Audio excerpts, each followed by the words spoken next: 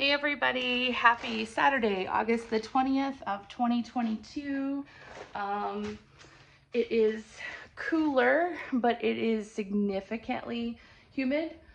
So much so that as I'm getting things done, it's becoming a little dangerous to do ladder work. I'm slipping out of my shoes. I'm not able to grab a hold of things because I'm dripping wet. So drink your water, hydrate, and pace yourself.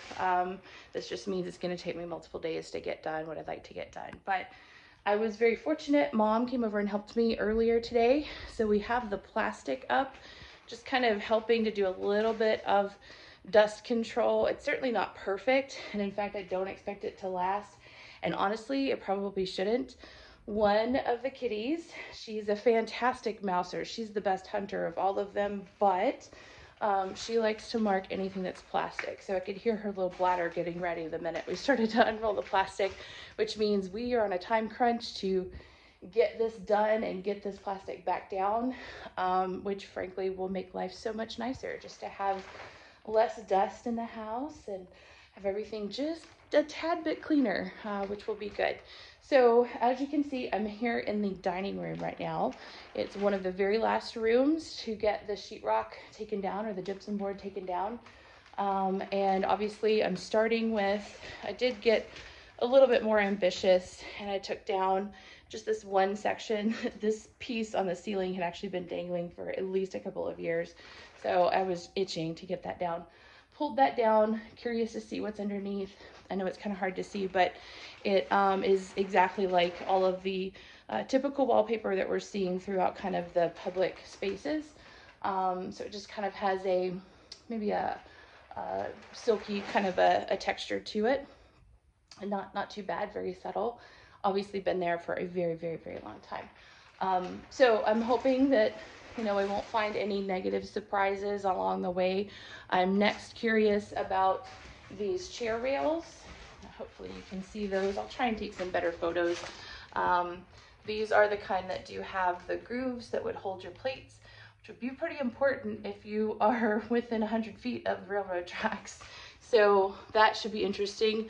I'm also curious about this molding, this dental molding. I have a feeling that, it's egg and dart. I have a feeling that it was probably added, but I don't know. It just doesn't quite go with everything else in the house, and you don't see it anywhere else but in this room. And it's kind of in areas that look like it would be tacked on. Either way, I'm curious to see, does the gyp board come down and stop? Or was this added after gyp board was put on? So this will be interesting to see as we progress around. And then we have the fireplace itself. Super excited. That piece of wallpaper has come down years ago in a storm. So this generally is actually a pretty open area. I know it looks kind of haunted, but we don't have any back windows here right now. So what would have been there is a window seat, which conveniently enough is actually portions of it have been hacked up and placed here as a light fixture / dust collector. So there are 3 light bulbs on the opposite side of this and a whole lot of dust. It's not going to be fun, but at least have something to work with. I'm going to try and take it down and try and restore it at least the best I can. And anyways, the windows would have been single hung, so they would have been going up and down. These are actually doors that were given to me by somebody. I'm really grateful for them. Right now, they're going to just hang out here. I will probably end up putting them upstairs. I think that would be a fantastic match for that space up there, but in the meantime they've been great. But you can see there's a lot of airflow that comes through here typically, so that wallpaper did get ripped off at some point. And then you can kind of see what's unique about the fireplace. When I do get all of this done and get things cleaned out, I hope to be able to give you a little bit better of a tour of the fireplaces. But there are 3 fireplaces but 1 chimney. Very unique. It's a 3-sided fireplace, but instead of having 3 different chimneys, there's only 1. And that heats really all of the house. These doors that you see, they actually open and would somewhat act as a thermostat. So you can see there's the chimney inside, and I'll give you a better view of that when we get light in here. Obviously right now it's very overcast, and we have no electricity in this room still. So that is also the hope, to get the gypboard down. I'd actually be very curious to see how much they did the wiring through the ceiling. Currently all we have is this little bulb, which was not original. Obviously those fixtures were taken out, unfortunately.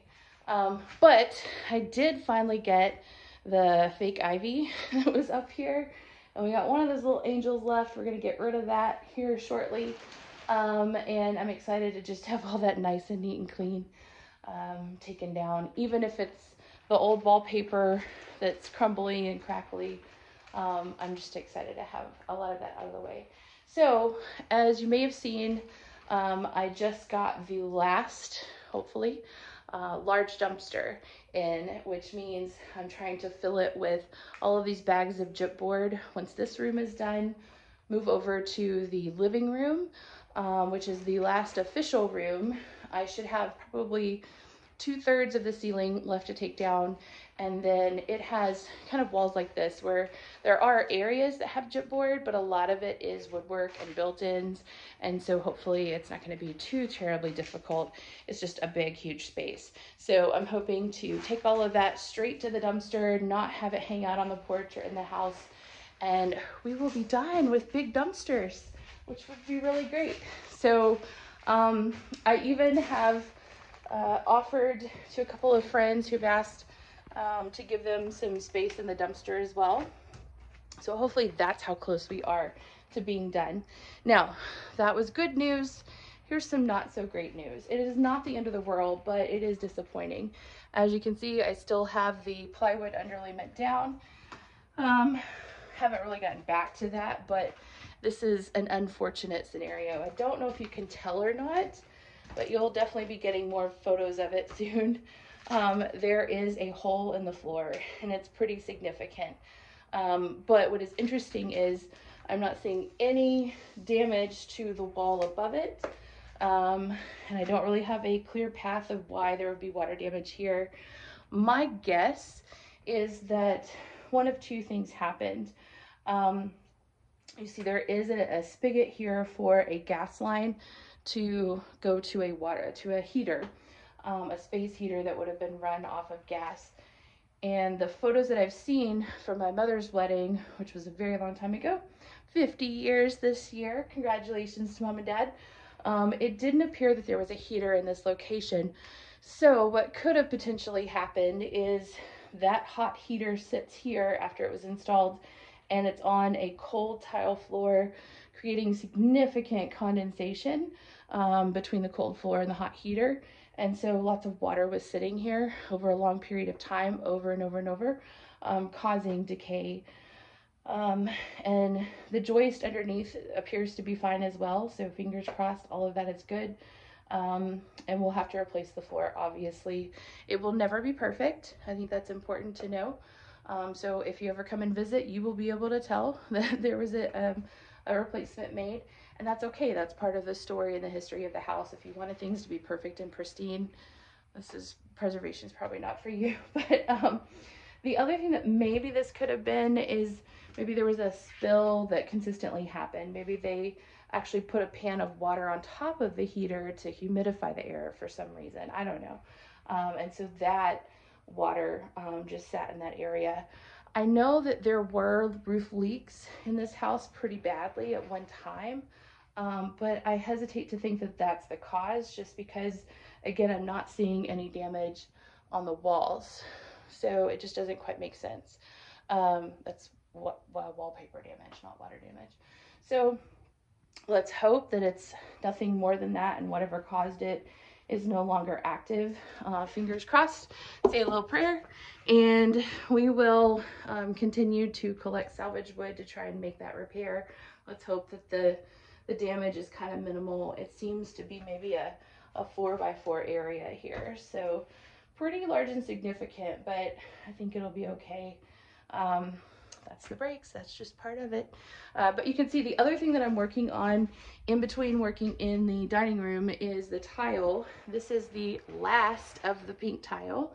So it is quite heavy. That was the other reason for the dumpster. I obviously can't put that in just regular garbage.